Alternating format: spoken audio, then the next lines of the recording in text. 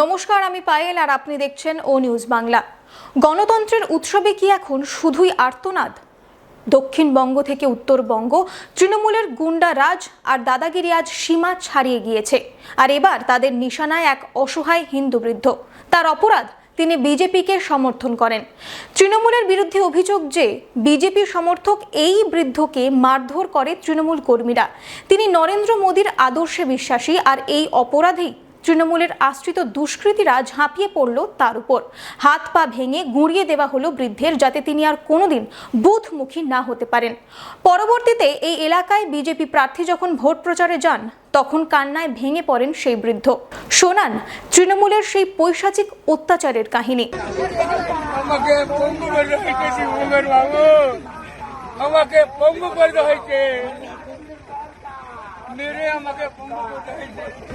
আমার জীবনে আমাকে রাখেনি।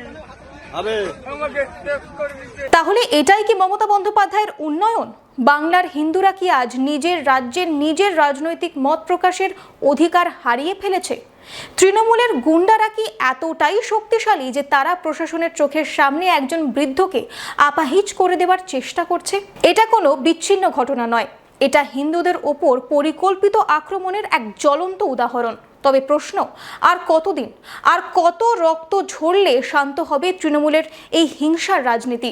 বাংলার মানুষ সব দেখছে। বুলেটের জবাব এবার দেবে ব্যালট।